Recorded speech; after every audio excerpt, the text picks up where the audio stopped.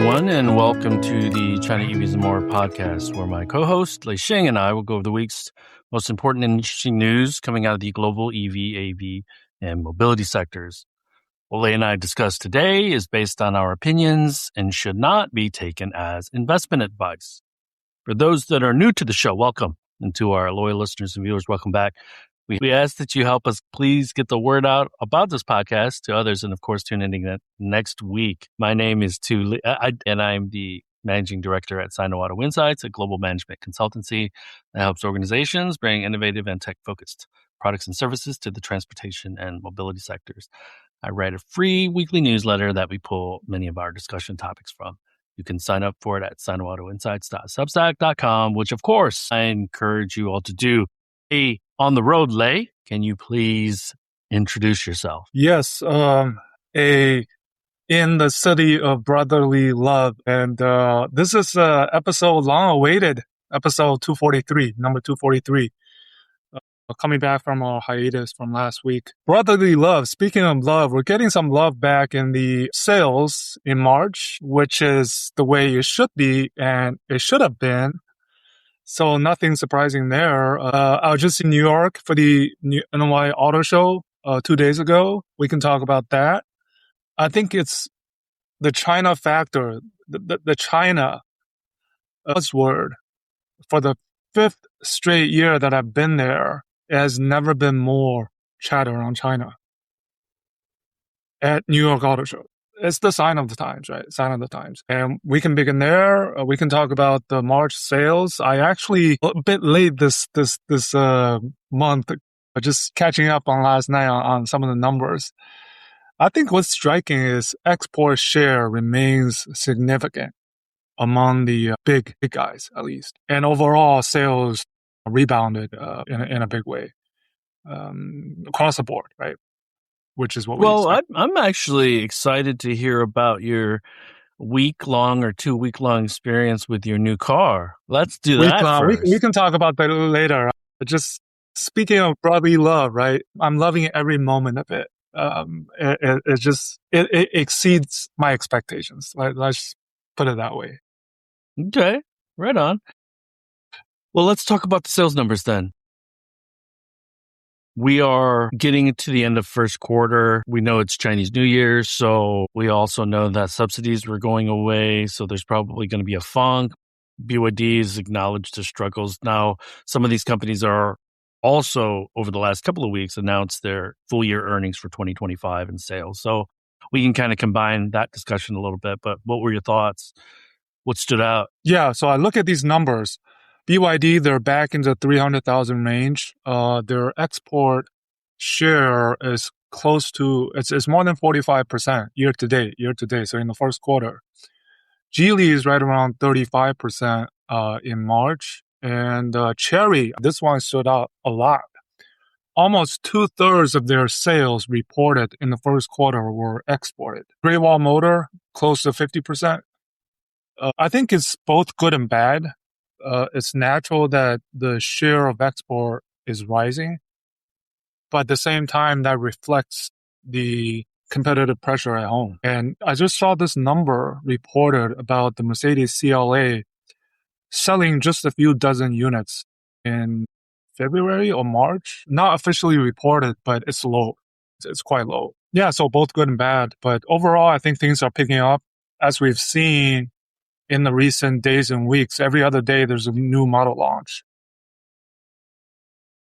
Leading up to the Beijing Auto Show. Yeah, I mean, you can sense that, right? I mean, the fireworks are starting to take off. 3 weeks. We're exactly 3 weeks from this year's Beijing Auto Show. And everybody's jostling and fighting for a piece of the market. It's not going to get any easier. We should remember a few notes on those sales numbers. We should remember that Chery IPO'd last year. Last year, I want to say over 50% of their vehicles sold were exports. So to go for 2/3 isn't as big a leap because Chery was already exporting a ton, hundreds of thousands of vehicles. About roughly half. That's been there, yeah. And so also remember that Chery had 25% of their sales go to Russia. And when they IPO'd, they said that they were going to exit that market. So if we peel the layers of the onion back, we're going to find out which countries. I would think Mexico, because Mexico has raised the tariff rate to 50% in January. So there's going to be other markets that Chery is probably UK, Southeast Asia, in Australia, what's that called? Australasia? Australia is going to get a lot of Chinese exports because I don't think they have a tariff. They aren't subsidizing the purchase, but I don't think they have any massive protectionism either. Yeah, one of the friends from the show, Riz, he's from Australia. I mean, he keeps me sending me these photos of these new Chinese EVs he's testing out in Australia. And also, you got the Model YL, right, that are being exported from Shanghai to some regions of the world. Last couple of weeks that we missed the show, right? There's two or three models launched in that lower segment, the Leapmotor 810, Chery QQ3. There's another one, I forget. But I mean, the pricing of those vehicles, right?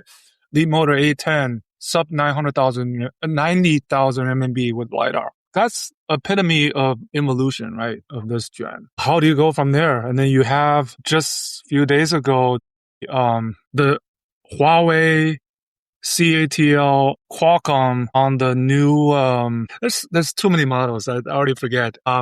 ABC, right? For batteries, for autonomous driving, for cockpit. It's Qualcomm, CATL, and Huawei.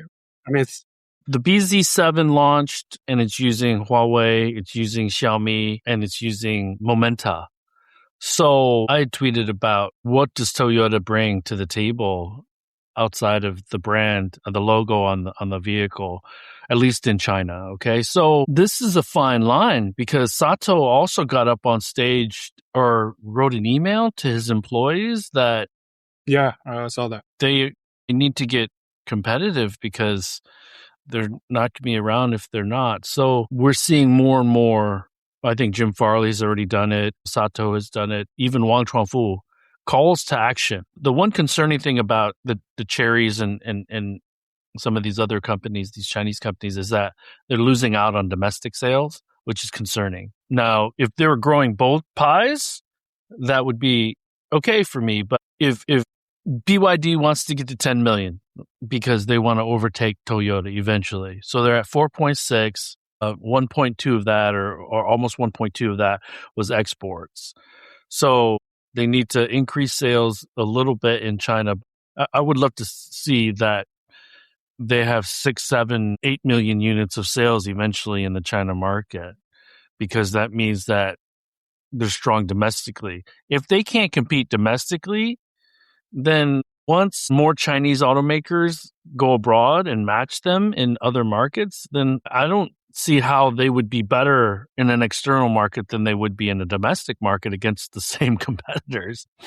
So BYD recently communicated that they were expecting at least 1.5 million exports this year, up from the 1.3 originally projected. So we think about if they can get back to 5 million, that's going to be hard. First of all, they did just over 700,000 in Q1, and they need to do at least 1 million over the next 3 quarters each, right? But I mean, last year when I was in New York, when BYD won the World Urban Car, Stella was there, and she already communicated then that long-term goal was the 50-50% from domestic and overseas, and they've already gotten there. Chery's 2/3. Remember, the brand I was talking about is the Freelander, coming back from a model. The JLR. Yeah, JLR. The new brand from Chery JLR, that they're putting these, the latest and the greatest on that model first. That's another part of the evolution. I like it. Yeah, but I don't hold any hope for it. Just like I said, the AUDI probably, if the E7X doesn't do well, that may be killed. Production version should be out by summertime, I want to say. Yep, later this year.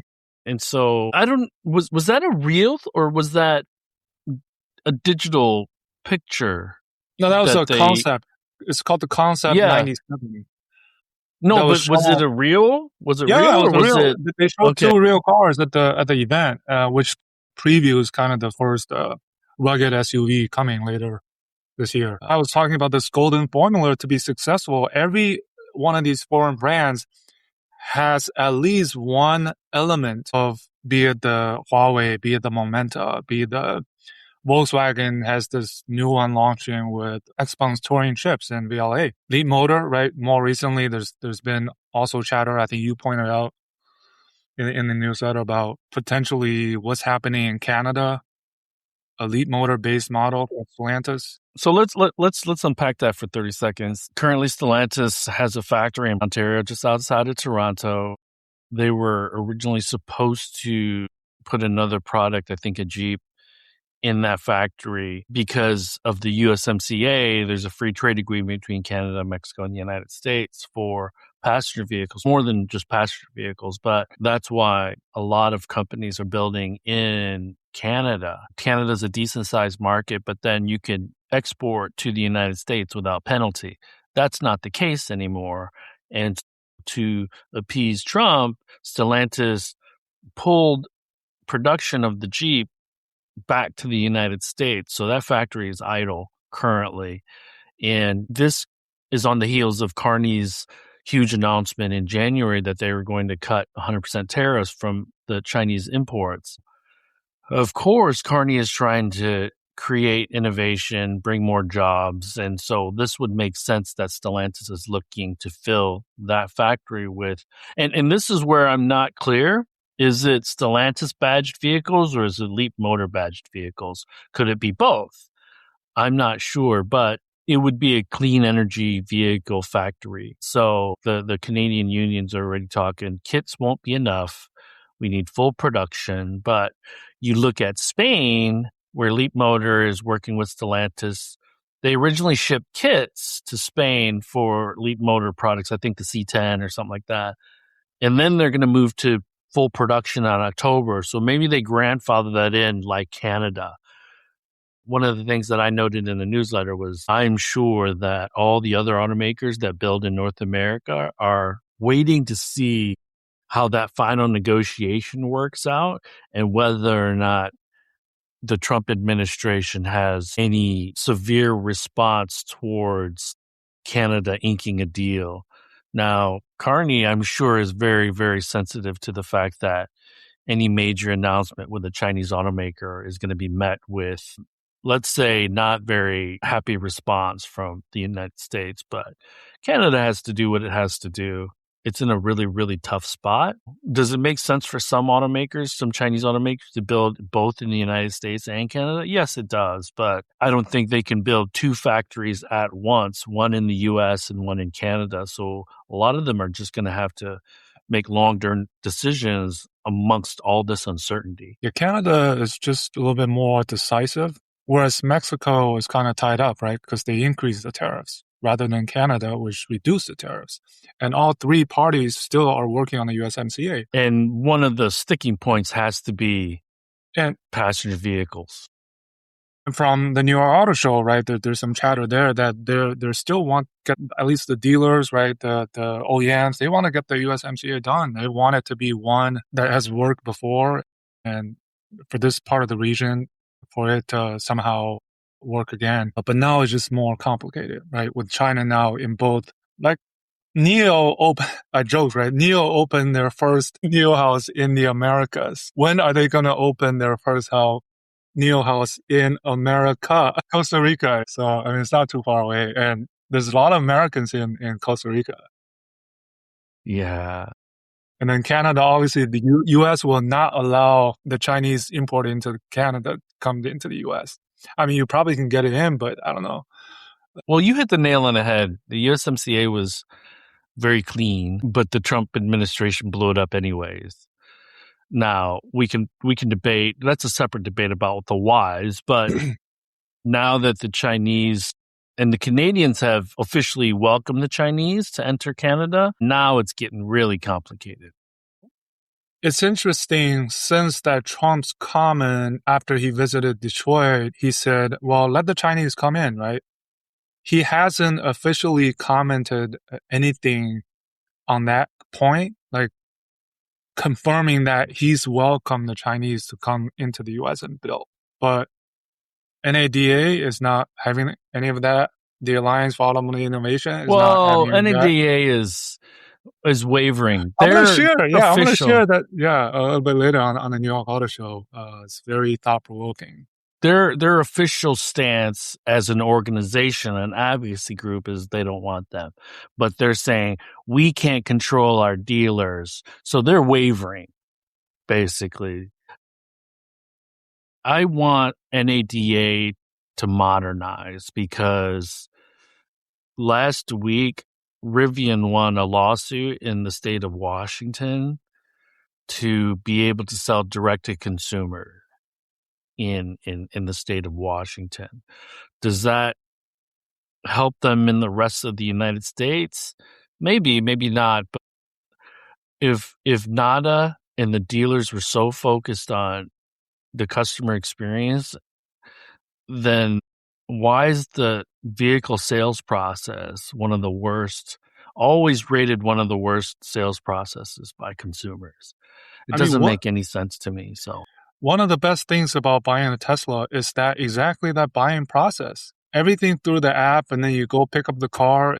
It's just, everything is quick. Getting a loan, getting your vehicle traded in. Delivery, no quibble. You understand what the prices are. Yeah. And then, so one experience I'll tell you is that now that I'm a Tesla owner, I look at all the gas cars with the, I don't want that. They look weird, but no, that's being too much of a Sam, but it's great. Especially average gas prices are above $4 in the US. I don't miss any of that. So I had a long You did a road trip last right? week. Yeah. I did a long trip last week, and it was poor planning on my part and a couple new wrinkles for my family. So wasn't really prepared, and I didn't want my sons to miss the events that we had scheduled for them originally. So my youngest had a string base camp in Madison, Wisconsin. It was just going to be a family trip because we had never been to Wisconsin. My nephew goes to Madison. So we were going to drive because it would probably be, even before the Iran war, airfare was a little expensive, and then to have to bring a string base, the only way to do that was to drive. And then my son is on a new team. It travels a bit further for lacrosse. And so I live on the east side of Michigan. He had a couple games on the west side of Michigan, which was in between my home and Madison. So, and I was in DC, by the way, early in the week last week. I did catch up with our friend Steve Levine, who writes The Electric. So that was great seeing him. Had some good chats.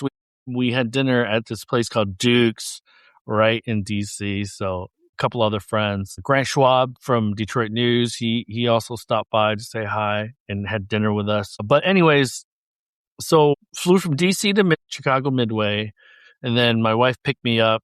We spent the night at a hotel near Midway, woke up early, drove to Madison from Chicago, about 2.5 hours, and then dropped them off at the camp. My wife had an Airbnb in Madison, drove my son all the way to St. Joe's, which is right on the water. So that's a 4-hour drive, I want to say, and then spent the night in St. Joe's, and then woke up at 7 to take him another hour and a half to Grand Rapids, where the lacrosse tournament was. After 2 games, got in the car, drove back to Madison, Wisconsin, which was a 5 or 6 hour drive. And then stayed there Saturday night. I didn't want to miss the last concert. It was like the performance. So we only stopped one time. We couldn't find a Costco right on the highway, so we went to a regular gas station, and it was $4.15 a gallon. And then Sunday morning, we woke Jeez. up leisurely and then drove home from Madison. So, not too bad. I wasn't too tired. The seats were pretty comfortable, in the Hyundai Santa Fe. So back was okay and everything, but it would be difficult, if not impossible, to do that in the Mach-E. I think your Tesla would be okay. Tesla will be But fine. I mean, yeah. so I picked it up a week ago today on Friday from Boston, Western Mass. Everything I have FSD. We drove down to Philadelphia from Western Mass last night. Everything was on FSD with one stop in between at a supercharger in the rest area. I didn't have to touch the steering wheel. I think once you experience it enough, you kind of understand why FSD is such a gold standard for all the Chinese automakers, the startups. They want to be the FSDs of China. So I have a great reference now going back to China and thinking back of our trips before. The first one with the Xpeng, incredibly well it did on the highways. And now with VLA 2.0 claiming to be the closest to FSD, I think I probably have the best reference to say whether yes or no. well, I But think obviously it's not apples to apples because the driving conditions in the US versus China are a lot different. an Xpeng is geofence too. Right. So you put a Tesla FSD in China and you put an Xpeng VLA in the US. Which one does better? You kind of think that I don't way think you can. I don't think you can. Right, no. I don't think. But FSD is still waiting for approval in China. And you look at their March numbers for Tesla, I think it was 80,000, including exports. Not bad at all, right? But overall, I mean, Tesla, we saw their Q1 numbers, not great. They're still right there. So Tesla's going to have some tailwinds because of the Iran war, because their aggressive pricing. The Model Y is still a decent car, but I mean, there's just no way that it's going to grow. Sales are going to grow in for Tesla in 2026. I helped sales grow by 1 this quarter by referring my brother-in-law. So he just bought one. He bought an inventory model. So it's contagious. Yeah, it's going to be tough. I think that the Iran war, but I see no off-ramp for it for quite some time, which should help. In one of the cars that was really attractive to me from the New York Auto Show was the EV3. You know what? We can talk a little bit about that. It's actually one of the jarring things. So Larry Evans from Clean Technica, I don't know if you know him. So we spent some time walking the show and we actually checked out the Kia EV3, the new 2027 Chevy Bolt, and the new generation of the Nissan Leaf. And we did what was, he called it a knocking test. So basically knocking the seats and the panels with your fist. And I look at these are $30,000 EVs. And the fit and finish, the trim, the interior, I couldn't believe my eyes, like how shoddy they were. Because in the back of my mind, I have the $30,000 equivalent EVs in China and how plush, how smart, how the fit and finish are so much better. I think we're I don't know what to tell you, man. I think we've been kind of beating that horse for quite some time. Yeah. And then Subaru launched this Getaway, like full-size electric SUV. Same. I mean, that it's probably going to be more than $50,000-$60,000. It's going to compete directly with the Bronco. Yeah. It's not what you think of the Chinese EVs. And that's a petrol engine vehicle anyways, isn't it? Yeah. No, the Subaru Getaway. Oh, I'm referring to the Hyundai Boulder. Boulder, yeah. Well, yeah, I mean, that's the first body-on-frame. That's the Bronco competitor, right? Yeah, the body-on-frame that they're launching serious new models for the U.S. market. I think I agree with whatever market research firm that says that we've kind of reached peak SUV truck. I think that the combination of Chinese vehicles, what many, many more people are starting to see, rank and file Americans, Canadians, and Mexicans, that they can get in China for $30,000 with regard, compared to what they can get in Mexico, United States, and Canada for $30,000 is night and day. And I think that mindset of I can get such value for 30,000 if I was in China, why can't I get that here? And at $75,000-$80,000, an F-150 or a Tahoe is just out of reach for most people, especially when it'll cost you $80 to $100 to fill it up. Yeah, I'm putting my consumer hat on. If you look at across the board at the number of offerings available in the US, as a consumer, the Model Y that I got is just a great vehicle, great EV. I don't want to be a stan. I don't want to, I don't agree with everything that Elon Musk does. But as a consumer, as what my everyday needs are, whether it's cost, whether it's FSD, it's just a great vehicle to own and to use. And the HMI, right? The software, the charging experience. My wife, she did a charging alone on her own the other day. Like, it's very easy. You don't have to. There's no learning curve. Actually, the fit and finish are better than the Model Ys I've set in before, and it's just a great vehicle every day to use. Did you get your charger yet or installed? Yeah. And I've done. I haven't. I should put this on social. I charged at home for the first time yesterday before my How trip. fast is it going? It goes at 7 kilowatt, which gets you about 30 miles per hour. So I charged about 3.5 hours, got to 90% and hit the road. I still had to stop by once because it's automatically generated in the trip, right? It'll recommend a place to stop to charge. But no problem. I think it's like 30 cents per kilowatt hour charging at home. And this morning I just did a top off. It was like 24 cents at a close by supercharger close by. I am supposed to be getting my charger installed hopefully next week or in 2 weeks. Nice. It makes it so much more convenient.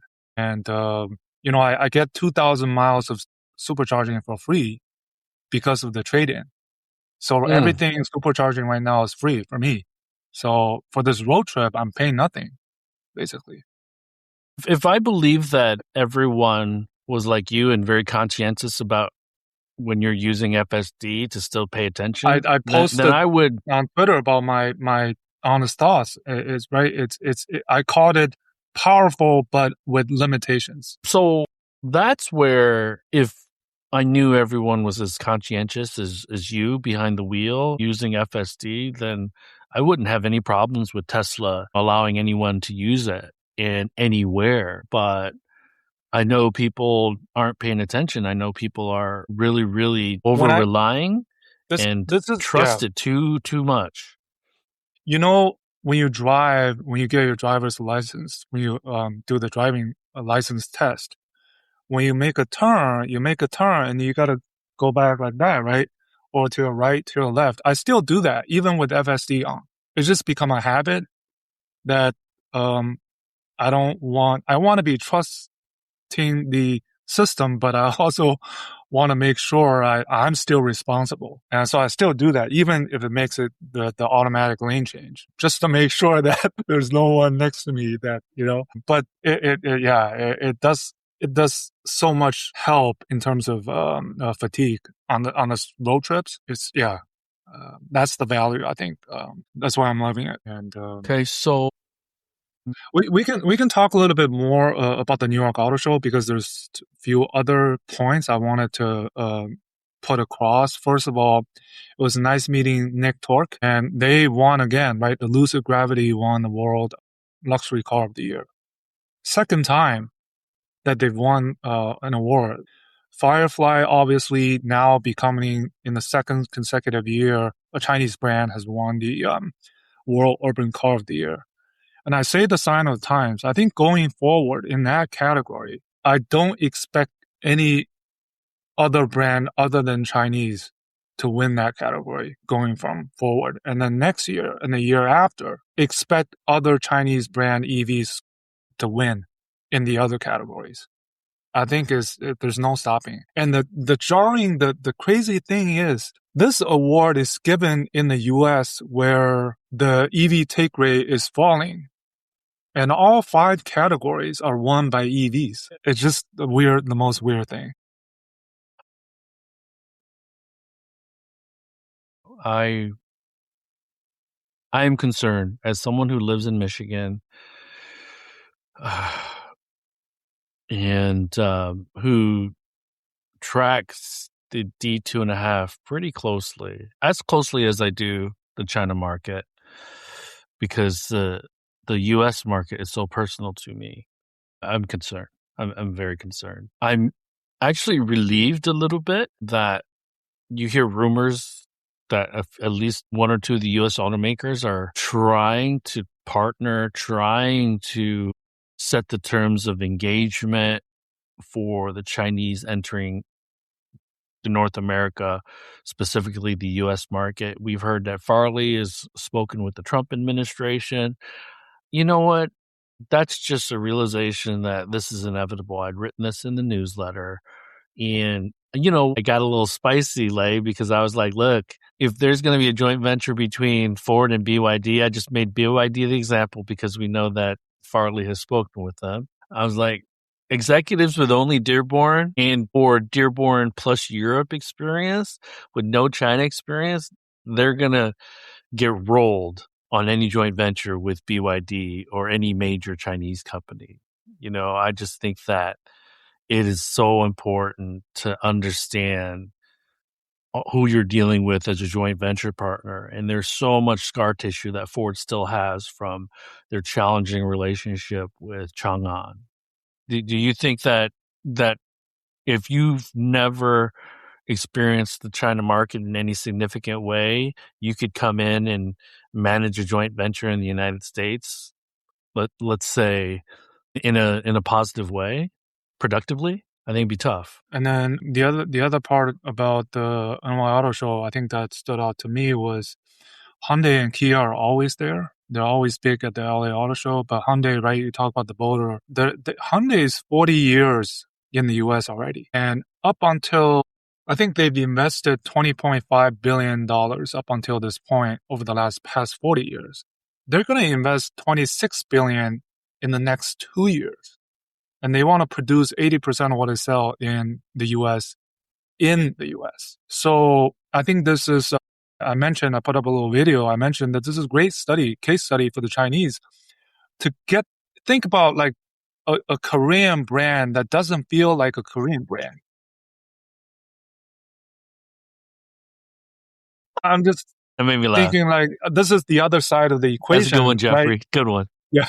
That we think about the Chinese threat. We think about we want to have this cocoon in the U.S. We're just keeping the Chinese out. It's not going to be on the other side of the coin. It's not going to be easy for Chinese to be like Hyundai now, especially with the stigmatization of China. So why don't we in the U.S.? I mean, in the panel, there's a launched panel with Casey Crane, with Jose Munoz, the CEO of Hyundai Motor, with Mike Stanton, the president of NADA, with John Fazzella, president and CEO of the Alliance for Automotive Innovation. So Jose, keyword, he said, well, we just have to compete with better products, services, we just have to compete.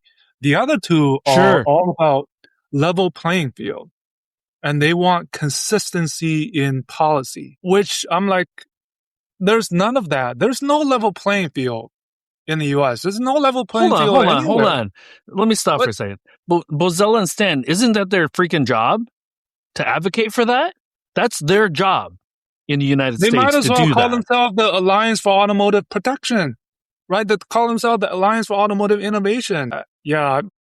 Well, I mean, to me, that's neither here nor there. Like level playing field, you mean like global level playing field?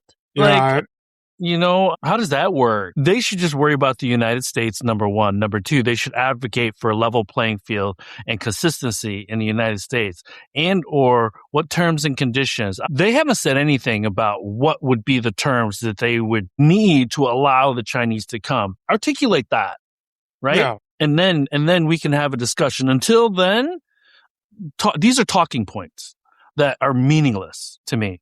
Yeah. I mean, the NADA. If you want, just be honest to the U.S. consumer.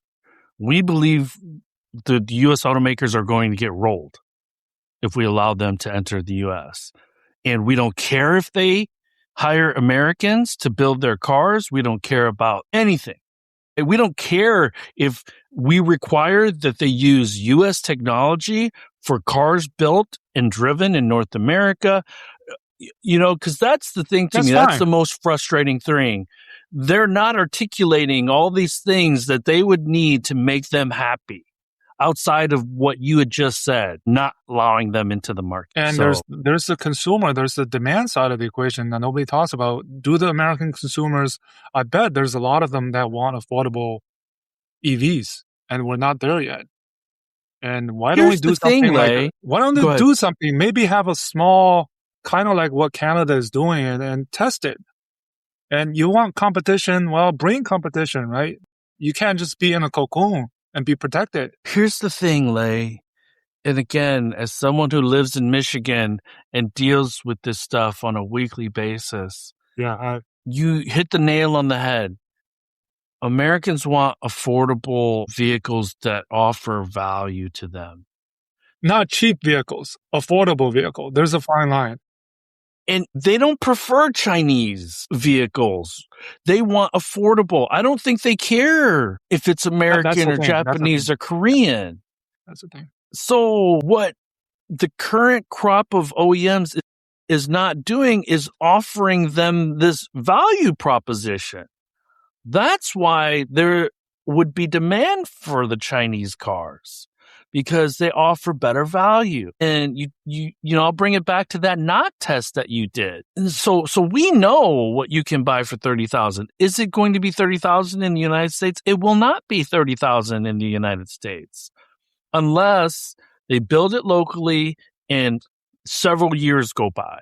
It's not on day one going to be a $30,000 car. It's just not. The pricing is not going to port over directly. Yeah. And so a $30,000 car, a Xiaomi, let's make a specific example. A Xiaomi SU7 is probably going to be around $55,000, but it would crush anything at that price point currently in the US market. Crush. But it wouldn't help really on the affordability thing.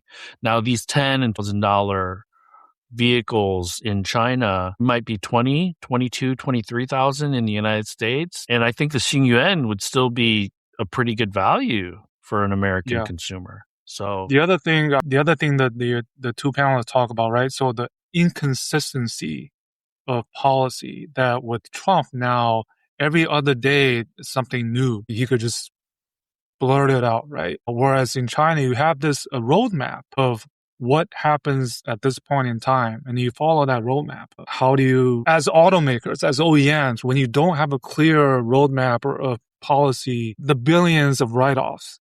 I want to point to something else so we have these advocacy groups that really aren't saying anything, number one. Number two, you probably know him. He's a friend of mine, Keith Bradsher. He's the bureau chief for New York Times in China. He spends his time between Beijing, Shanghai, and a few other places. He basically travels all the time when he's in China. He's their economics journalist, super, super knowledgeable. I guess he used to work in Detroit as the bureau chief in Detroit, and Joe White, our friend Joe White, was like competing with him because Joe White was the bureau chief for Wall Street Journal, so they used to compete for headlines. But anyways, he was interviewed 2 weeks ago, and I'm reminded of this because we haven't spoken in 2 weeks, Lei, at least through this podcast, about all the advanced manufacturing happening. And Jeff is going to clap at this because I'll use NIO FE3 or FE2 as an example. Super, super automated. And you can assume that many, even the GM factories, even the Mercedes factories are pretty automated. Okay? So in and of itself, we are going to struggle to compete because we need to have more modern factories.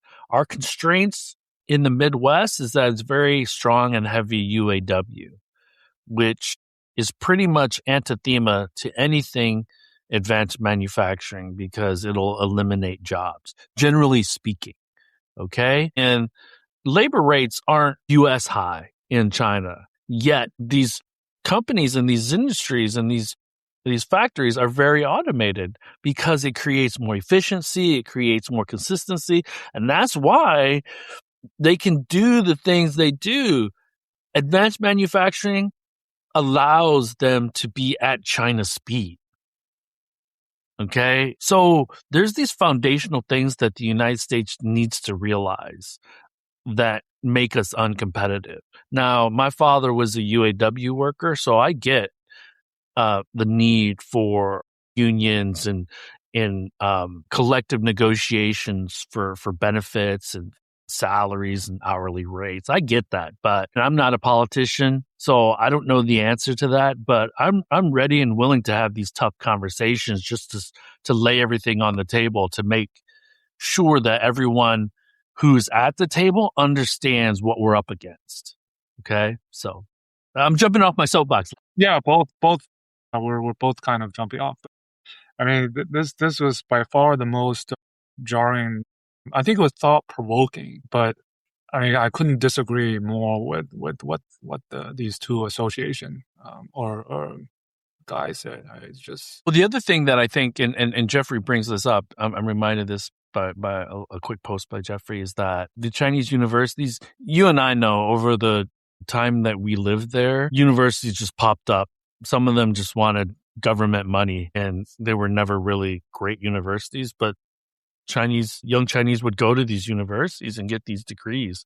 Now, there's a number of very, very prestigious universities in China. Most of the Chinese, they focused on, or I won't say most, a good portion of the Chinese student focuses on STEM. Mm-hmm. That's not something we focus on. Our math skills aren't as good.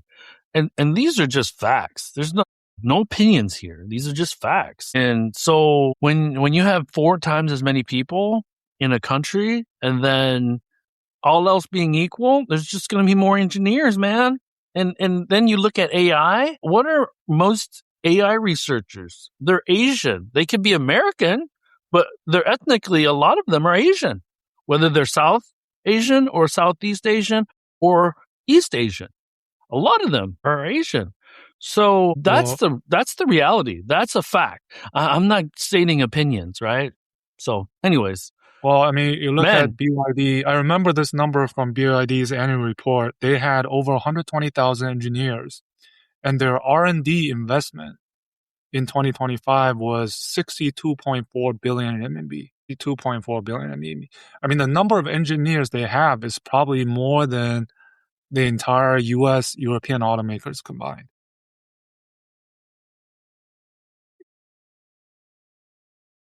Let me, and I kind of mentioned this during our At the Wheel this week with Joe, but right when the legacy OEMs really begin to pay attention to the Chinese entering the US market, NVIDIA throws its hat in the ring with Alpamayo, with partnering with BYD, with partnering with Geely. So this is me talking about the Midwest, not just the United States now. NVIDIA is a $4 trillion company. If they want to enter a market, they're probably going to be a leader sooner rather than later. We think of Tesla as this $1.5 trillion company that could kind of bully all the legacy automakers, and that's what they've done. Jensen Huang, if he wanted to, could probably bully Tesla. So the car companies have all these frenemies. They have joint venture partners with the Chinese that they'll compete with in other markets. And then in the United States, they need to look at Silicon Valley and be like, oh my goodness, we're buying silicon. A good portion of our tech stack is dedicated to NVIDIA silicon. And now they're coming in and want to be our frenemy by entering a market. So we need bold decision makers and risk takers in a lot of these companies. Yeah, I think the U.S. just needs something not exactly the same as what Canada has done, but move forward to go forward, not go back to go forward. That's how it feels. Because then you're going to be further lapped by China and other regions. Well, I'll leave it at this, Lei, and I would love your opinion. I've driven Lucids. I've driven Rivians. They are as good as anything the Chinese have. I love the Lucid vehicle. I just can't afford it, with two boys. Well, Nick and Tark all would this stuff. say, wait for the Cosmos. Yeah, for sure. And that's why I got a 2-year lease on my Mach-E, okay? But I believe we would just need more Rivians and Lucids. Not Slates, but Rivians and Lucids. Great American EVs. I've dated that. So, anyways, let's go to comments because I think you and I were a little bit on our soapboxes, or I was anyways. So maybe not you, but I know you want the U.S. to be competitive and succeed too. So, this is not my. I don't believe it's my own opinion in between us. So XPX, good morning and happy Friday, guys. SPX, always appreciate you being a loyal listener and viewer. So good morning and good afternoon to you. So Dan the Schmidt, I don't know if he's been on the show or done the live thing before, but this might be his first time writing a message. Good morning. I'm still bummed about Tesla canceling the Model X. Looks like demand was still there as inventory has already been sold out. Well, like you said, right? The Lucid and Model X is not we're not the client, right?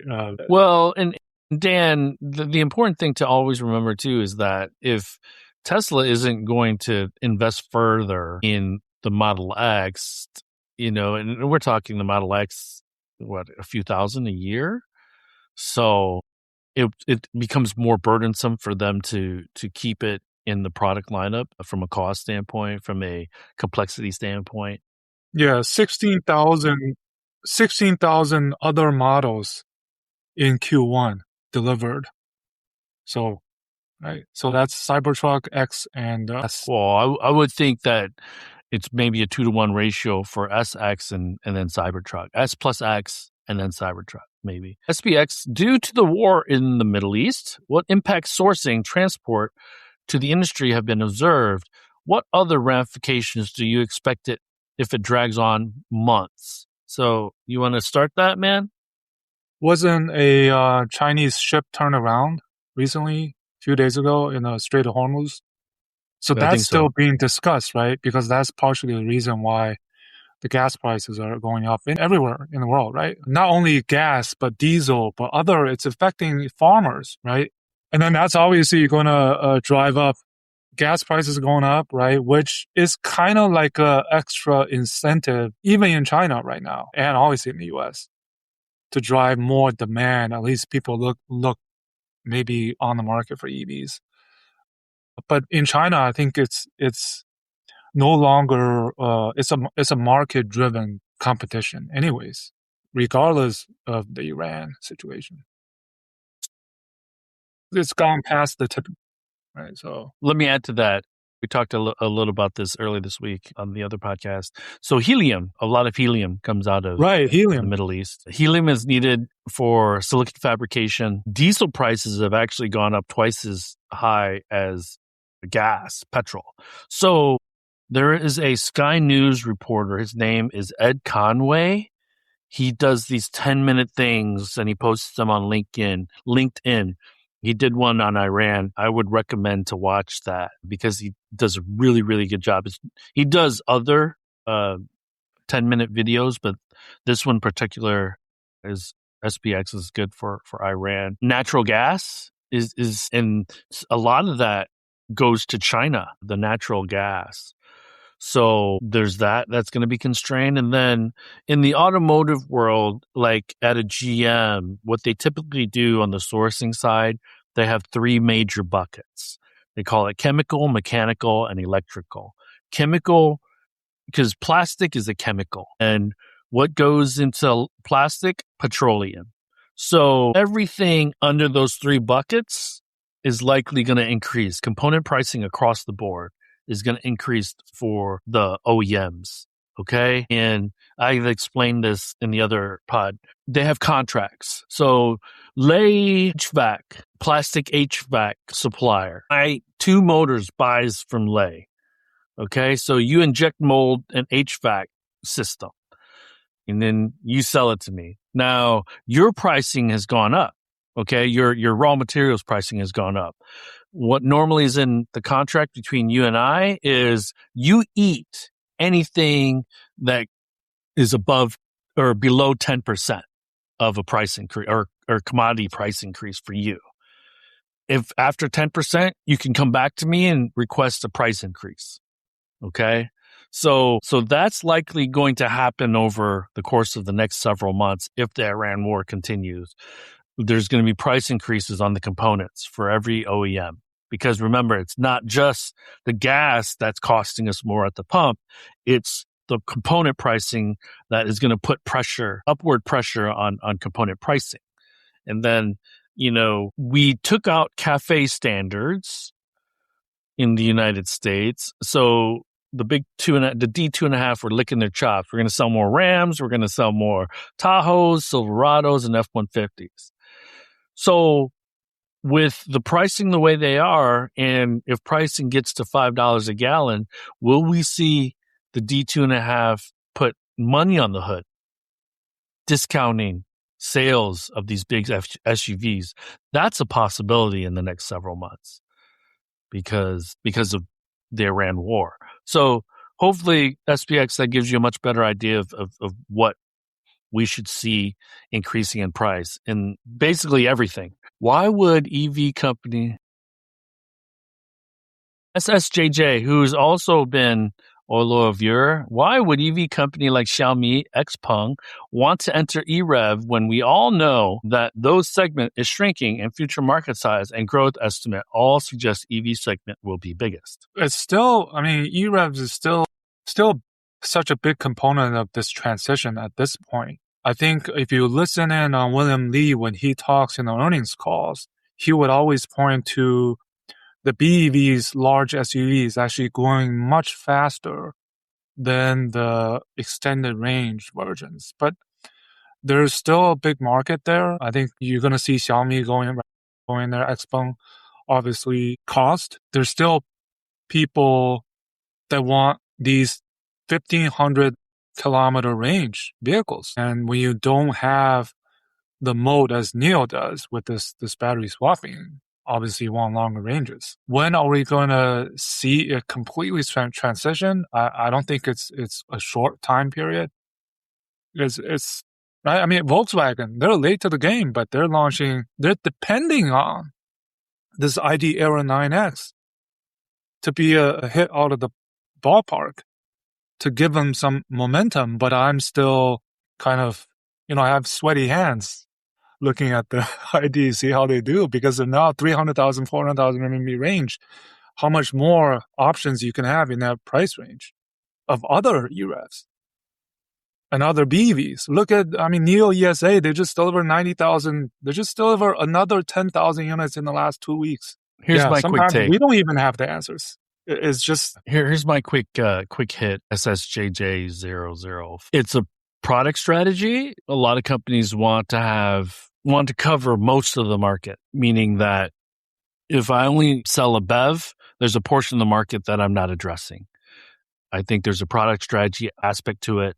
Lei, you hit the nail on the head. The United States, we have different use cases, big trucks, heavy trucks, that we can't build a bunch of Hummers, okay, with a 120 kilowatt hour battery, okay? And then if we think about emerging markets, Latin America, things like that, the grid might not handle BEVs, okay? And the investment needed to upgrade grids, to invest in charging infrastructure, a lot of countries can't afford that on their own. So EREVs gets them cleaner, but doesn't go whole hog.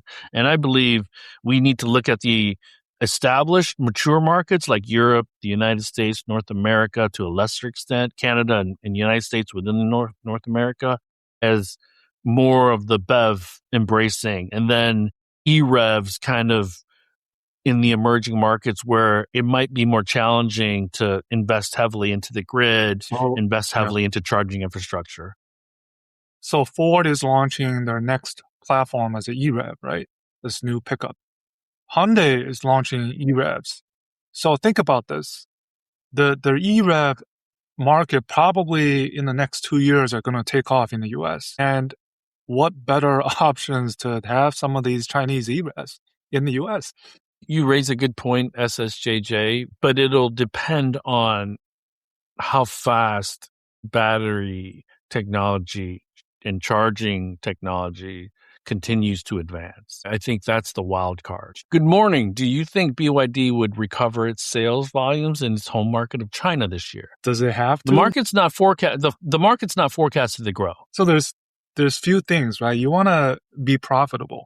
Where is your most profitable business? Likely overseas better than in China. And to be a global company, it's not that out of the question that you sell more outside of China than in China. But at the same time, yes. So this is where we want to see, how much of that 1.5 million accounts as a share of their total sales. Is it going to be a significant more portion? Can they get their domestic sales back? And one of the things they're doing, they're building 2,000 these flash charging stations this year. 20. Was it 20,000 or 2,000? I think it's 20. I think it's 20, yeah. Maybe one extra zero. But think about that. That's one of the major selling points that you want to have, almost like Tesla's supercharger network, a moat, right? That okay, now we think we can attract more customers to our brands. Actually, Fang Chongbao is actually doing quite well in recent months, right? Starting to find their groove. Yeah. It comes down the products. I think Denza has really great products that haven't really resonated, but I mean, like design-wise, they look great. So I would add, Lei, that I want to see if the China market actually grows in any significant way. I'd be more keen to know whether or not BYD grows faster than the market than looking at sales recovery. I think sales recovery is important, but are they growing better than the market? Because to me that builds momentum, and so this is where I'll diverge from you a little bit, Lei. I think strength in the domestic market via sales is a good indicator of whether BYD should do well outside. Because they're going to do well outside because they're in 100 markets. Okay. But if we drill down, does that mean they're growing in every single market? Because that really is what's important for me to see from them, because there's going to be markets where they do struggle. And so if they can't protect their home market, then I think that it's going to be a struggle for them outside of their home market. And it's the most difficult year by far this year, following last year. How do you compare Huawei's autonomous system to the latest FSD? How do you rate? I haven't, I'll be frank, I haven't tried Huawei's system. I'm going to do it when I'm in Beijing. So we should talk to Ito. Maybe we try Huawei out. Seriously, when we're back, maybe we try Ito. Jeffrey, go Firefly. Good to see Ganesh on center stage, Lei. Yeah, he delivered so was he in New York? Yeah. Okay. He delivered a message on behalf of Danielle Jin, who's the CEO of Firefly. Okay. Yeah, but okay. No, we were actually discussing, Li Bin should have paid to get a Firefly to show on the floor. Don't save that money. He was like, I know NIO is very cost conscious these days because of they want to get to break even this year, right? Full year. Well, I think the U.S. market for NIO is probably not as close as an XPeng or a BYD or a Geely. But that's what I was saying. The fact that they win this awarded in the U.S., yet they're not in the U.S., yet the U.S. EV penetration is going down. It's very strange. Stellantis looking at building Leapmotor EVs at its Idle Brampton factory in Canada. That's right. Yep. Stellantis looking at the possibility of building Leapmotor. Yep. Okay. Here's Jeffrey again. Managing that relationship is like having a okay. He laughed about that. Send more spray tan to the White House. It's certainly cheap to buy. It's not normal world right now. It is not a normal world. PFC Cutter. Chery QQ3 would be early 20K also as well. Yeah. So yeah, I think he's referring to what it will cost outside of China. SPX. D3 didn't give up and disappear when the Japanese and Korean entered U.S. Why would it be different this time? Yeah, they would have to adjust, and I think that I think the assumption is that Americans would, across the board, love every single Chinese brand, and that's not going to be the case. So right. I mean, it's Hyundai is here, Toyota is here, right? Why not? Chinese can't be here, and everybody's happy, and everybody's competing. I think the concern is that it is zero sum because the United States is a pretty mature market, so there's not going to be a ton of growth. So the Chinese would take share. Who they would take it from is still up for debate. You would think that they would take it from Toyota in Hyundai a little bit because they do play in the sedan side and the smaller car side, but it would just create a wedge. And then you look at the big SUVs that Hyundai wants to do a pickup now, and the Chinese have all these great luxury SUVs that I think would eventually sell well in the United States as well. Jeffrey, Neo Park is pretty amazing. I can't wait to go back again. Tim Cook states it's not necessarily about the cost of labor, but the availability of skilled labor. Perhaps misunderstand this. The thing about the Asian culture is many are very satisfied, and it shows. Look at the Chinese OEMs. Preza. Hey, Preza, thanks for joining us. There is news that BYD Seal 06 also gets 10C fast charging. And I thought it was 12C. Yeah, I'm not sure. Yeah, I think it was 12 too, but I could be wrong. SPX, to put more of an upbeat note on the discussion, hypothetical situation, well built out megawatt flash charge network and BAS network in USA. Who wins the cannonball race? I think that swapping would win. Probably swapping. Yeah. But it would have to be, those cannonball guys, they really, really do take the time to plan out their route. And so it would be pretty cool. They should do something like that in China, obviously. Right? Yeah. I mean, but you would get thrown in jail really, really quick. So anyways, everyone, it's been a long episode. I didn't think it was going to be this long, but I went on a rant, and Lei went on a rant a little bit. Both of us did a little bit. Yeah. Everyone, we will catch you all next week. Thanks for joining us as always. Good morning, good afternoon, good evening. All right. That brings us to the end of this week's show. Lei and I thank you for tuning in. My name is Tu Lee, and you can find me on Twitter at Sino Auto Insight. That's SinoAutoInsight. You can find Lei on Twitter at Lei Xing 77. That's LEIXING 77. If you wouldn't mind rating and or reviewing us on Apple Podcasts, Spotify, or wherever you grab your podcast from, we'd appreciate that as well. Even better, if you enjoy this show, please tell your friends about it. Please join us again next week as we track down all the latest news on China, EVs, and more.